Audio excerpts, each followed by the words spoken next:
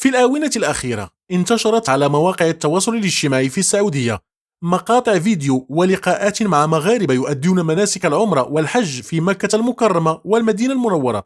هذه الفيديوهات أثارت إعجاب السعوديين والعرب بشكل عام، حيث لفتت انتباههم للأخلاق الرفيعة والكلام الطيب الذي يتمتع به المغاربة، مما جعلهم ترند في المملكة. في أحد الفيديوهات التي تم تداولها بشكل واسع، ظهرت سيدة مغربية تجري حوارا مع إعلامي سعودي في المدينة المنورة. عبرت السيدة عن امتنانها الشديد لنعمة زيارة الأراضي المقدسة، قائلة: الحمد لله، والله نعمة، أسجد لله كل ساعة على هذه النعمة. وأضافت بلهجة مليئة بالحب والتقدير: هذا بلد الخير والبركة، بلد التيسير. نحن المغاربة نحب السعودية ونحب مكة والمدينة، ونسأل الله أن يزيد في خيركم ويبارك فيكم. الحمد لله، والله نعمة، والله نعمة، أسجد كل ساعة، أسجد للنعمة والله. وأما الأحبة فالمدينة مسكنهم، فلو سكن المحبين كل المدينة كلهم محبين. والله والله والله هادوا قوم نصروا رسول الله فنصرهم الله. هذا بلد الخير، بلد البركة، بلد التيسير، والله نكن لهم خير كثيرة. والله مش أنا، كل المغاربة، كل المغاربة، أهل المغاربة كلهم يحبوا السعودية ويحبوا المدينة ويحبوا مكة. والله يزيد في قرانكم، والله يمتعكم بالصحة، والله يعينكم، والله يكون لكم وليا ونصيرا، والله يرزقكم من حيث لا تحتسبون. اللهم يجعلكم مع النبي محمد صلى الله عليه وسلم على سرر متقابلة إن شاء الله يا رب يا رب. اللهم يجعلكم يوم لا ظل إلا ظله تحت ظله بالمعاملة الطيبة وحسن الخلق. والله حسن الخلق، والله ما رأينا فيكم شيء. كلماتها لم تكن مجرد تعبير عن امتنان، بل كانت انعكاسا لروح الاحترام والتقدير التي يظهرها المغاربة تجاه المملكة وأهلها. هذا الأدب والذوق الرفيع لفت انتباه السعوديين الذين بدأوا يقارنون بين سلوك المغاربة وسلوك آخرين من جنسيات مختلفة.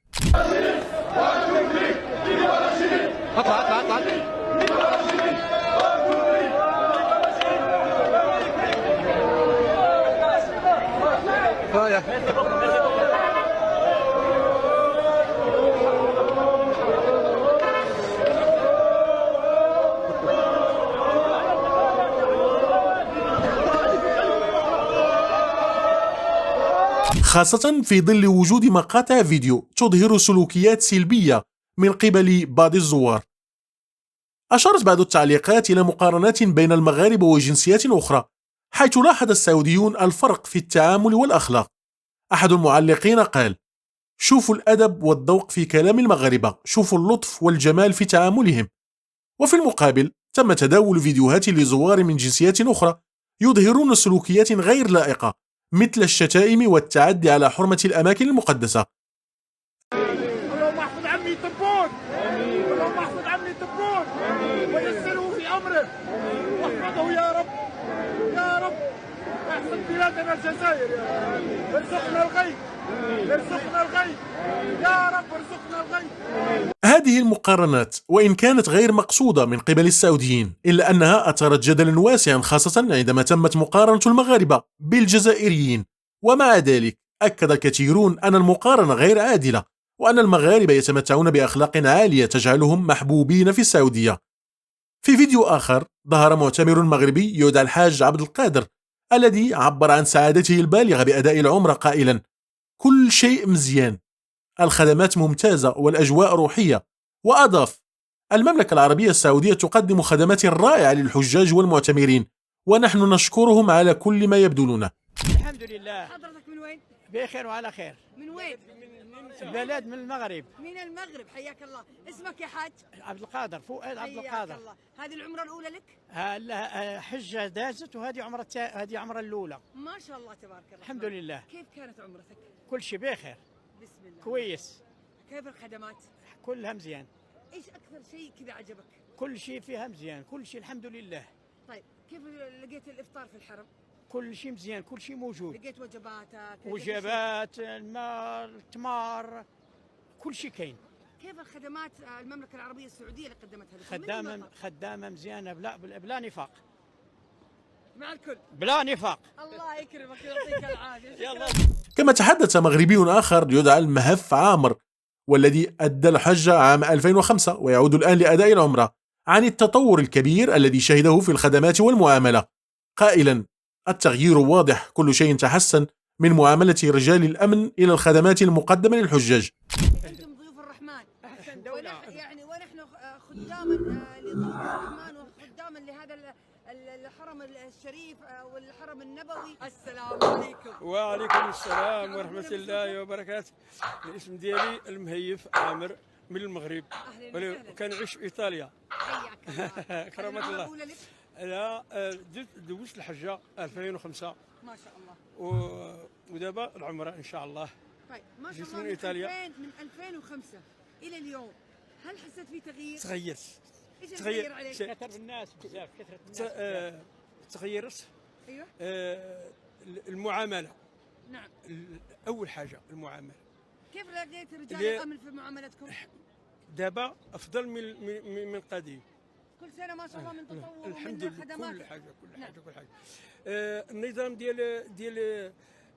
ديال الحرام تغير بزاف، لا من المسائل المادية ولا المعنوية، تغير. الفيديوهات واللقاءات التي تم تداولها لم تكن مجرد حديث عن الخدمات أو الأجواء الروحية، بل كانت رسالة قوية من المغاربة إلى العالم العربي، وتؤكد على أهمية الاحترام المتبادل وحسن الخلق. المغاربة من خلال كلماتهم الطيبة وتصرفاتهم المهذبة قدموا صورة مشرفة عن أنفسهم وعن بلدهم، مما جعلهم محط إعجاب وتقدير. وفي تفاصيل أكثر، أشارت التقارير إلى أن بعض الحجاج الجزائريين كانوا يتصرفون بشكل غير لائق، مما أدى إلى تشويه صورة الجزائريين بشكل عام. ومن بين هذه السلوكيات استخدام بعض الحجاج لشعارات سياسية أو عبارات تثير الجدل، مثل تحيا الجزائر أو تحيا السلطة، أثناء الطواف حول الكعبة، مما أدى إلى استياء السلطات السعودية. وقد أكدت السعودية أنها لن تتهاون مع مثل هذه التصرفات، وأنها ستتخذ إجراءات قانونية صارمة ضد المخالفين، بما في ذلك إحالتهم إلى المحاكم السعودية وإصدار أحكام قضائية بحقهم.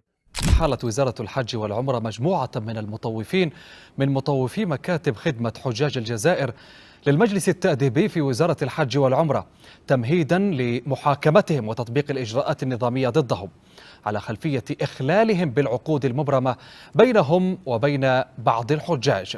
وأكدت الوزارة أنها ستطبق أقصى العقوبات على المؤسسات التي يثبت إخلالها بعقود الخدمات المبرمة بينها وبين الحجاج، والتي تتدرج بين غرامات مالية كبرى وصولا إلى الحرمان من مهنة الطوافة. ويضم مجلس التأديب في وزارة الحج والعمرة ممثلين لوزارة الداخلية والنيابة العامة، إذ يختص المجلس بالنظر في القضايا التأديبية حيال إخلال المطوفين بقواعد المهنة المنصوص عليها بنظام المطوفين العام والقرارات والتعليمات الصادرة من وزارة الحج والعمرة. في النهاية، هذه المقارنات التي أثارها السعوديون ليست سوى انعكاس لرغبتهم في رؤية السلوكيات الإيجابية تنتشر بين جميع الزوار.